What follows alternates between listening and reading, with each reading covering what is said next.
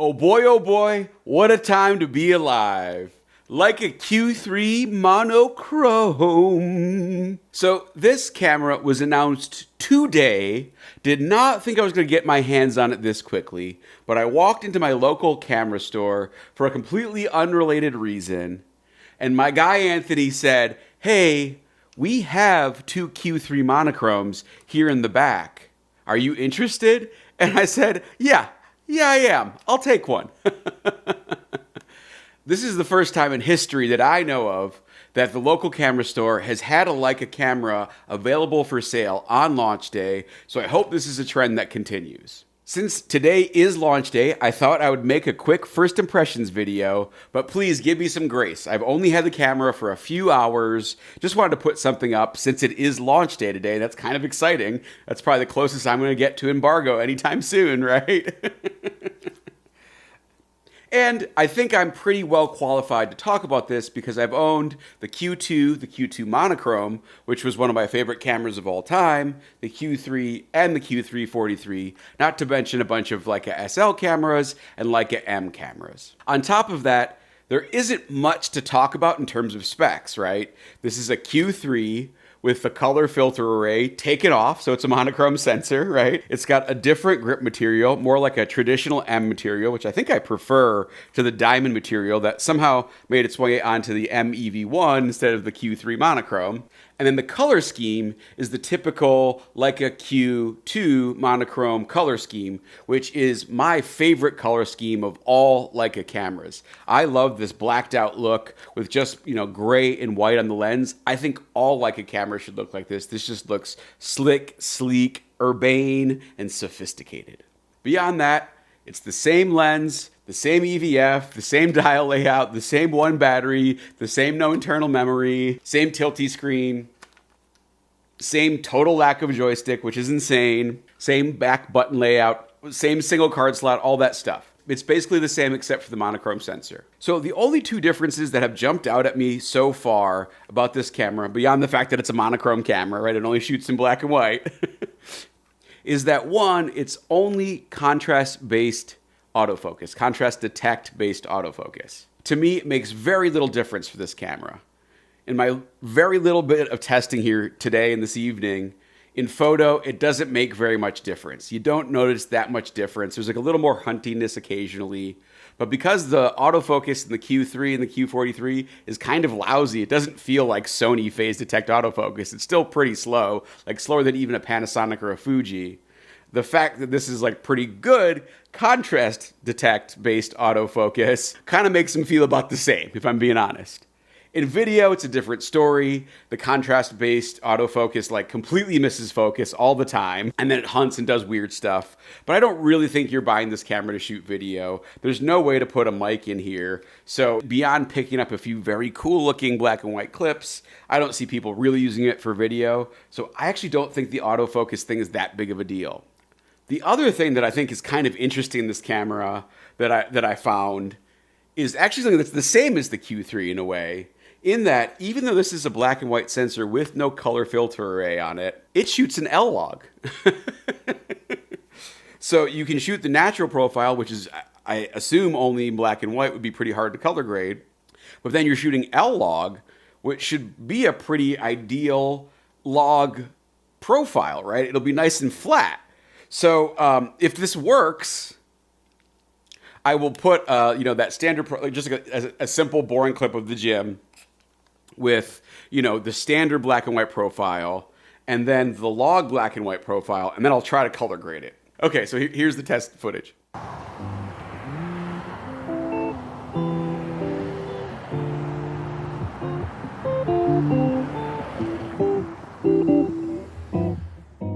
Pretty interesting results there.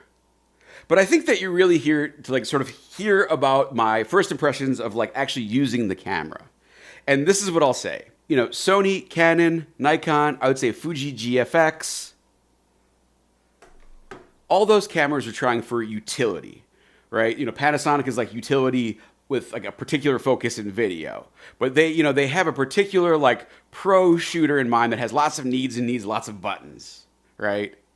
And then like Fujifilm X mount system and maybe like the Nikon ZR and ZF are kind of going for like a fun shooting experience. And certainly Fuji with the film simulations are going for vibes. And then you have little old Leica that's going for inspiration. They're trying to make tools, but it's more like an artist's paintbrush, an artist's tool. And I think it's for that reason that Leica cameras are so beloved, that they give this excellent experience that's pretty fun if you like, if you like challenging yourself with cameras. I would say like Fujis are easier out of the box to shoot, so could be considered more fun.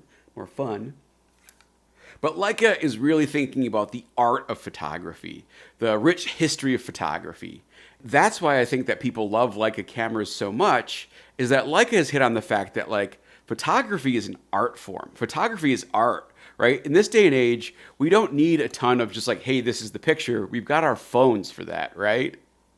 So if you're looking at a picture taken by a camera, hopefully there's some artistic or unique viewpoint baked into that picture. And so I think that we need more cameras that sort of encourage you to go for the artistic side of photography. And since Leica does that so well, I think it just inspires you, and this is certainly true of me and certainly true of this camera, it just inspires you to go out and shoot. I'm not sure I've had a camera that's made me want to go out and shoot just nothing for no reason more than this camera. It might be a honeymoon phase. Again, I just got it today. I've had the MEV one for a couple of weeks, and it had a similar effect, but this is like 10x'd. I just want to go out and shoot. Like the way that Leica has stripped away everything, right? It's a fixed lens. It's a 28 millimeter. Ish, it's more like 26 millimeters, right? It's black and white, one card slot. It only kind of shoots video. It really isn't made for video, right? Like this is really, really stripping it down and providing lots of parameters that could be seen as like negatives or limitations. But for me, it's like, it's challenging me. It's going, hey, this is not a focal length you usually shoot at. You might not even like. You've got to really go work on it. Concentrate your vision. Concentrate your framing, concentrate your composition, all this stuff. And I think black and white also helps with that. I also just love black and white photography, especially the way these Leica monochrome sensors, output images. I think that Leica's goal with a camera like this is to provide inspiration, right? Give you joy in shooting in such a way that like it makes you want to do more artistic things and inspires your creativity. If that's true, Leica succeeded in spades with this camera. It is inspiring. It makes me want to go out and shoot. It makes me want to go out and make art. I would say the look of the camera is different than the look that typically I would get out of the M11 monochrome, right? The M11 monochrome is like a little more filmic, and the lenses I have in the M system tend towards that sort of vintage vibey look, whereas this is like a sharp modern lens. So you have this kind of like filmic, sensor, but then you've got a super sharp lens. I still plan to make a whole video about this, but I have this thing about like sharp sensors and sharp lenses versus soft sensors and soft lenses, like more cinematic stuff. And so here you have like kind of a soft sensor with a sharp lens, which lends to a really unique modern look that I personally really like.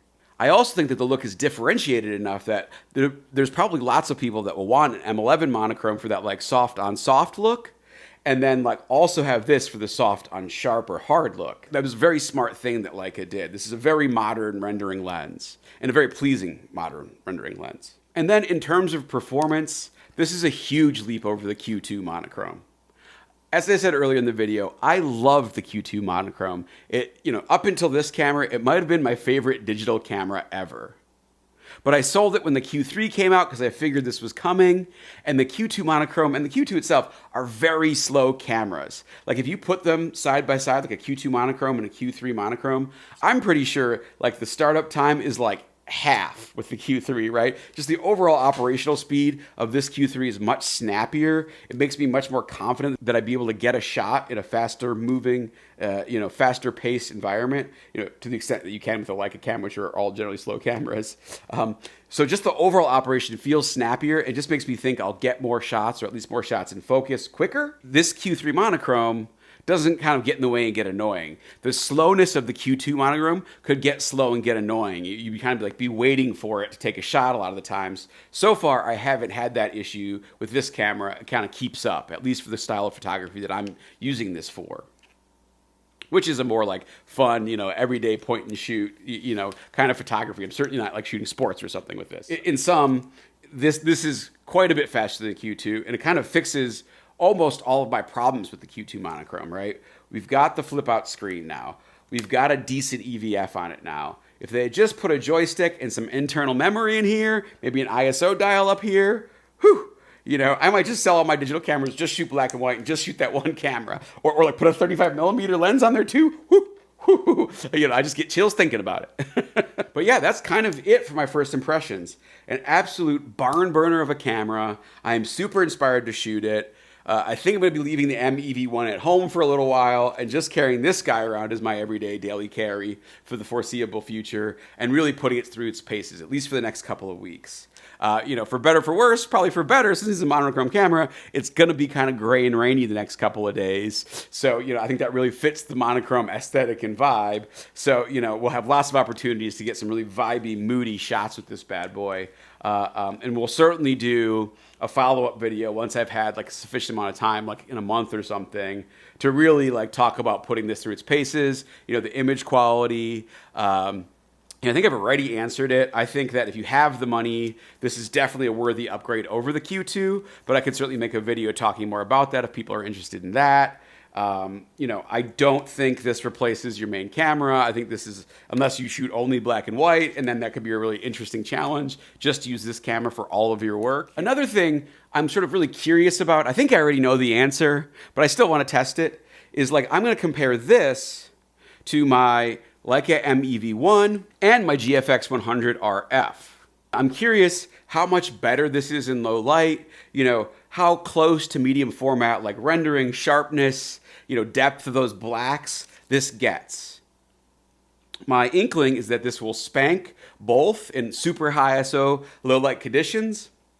And then in terms of look, this will get very close to medium format, but might not be quite as good because you've got those 16-bit files in medium format, and this is only 14-bit. But we'll see. You know, I also do genuinely think there's a pretty big difference between the black and white of the MEV1, like a JPEG, and like the true raw black and white of this guy, the Q3 Monochrom.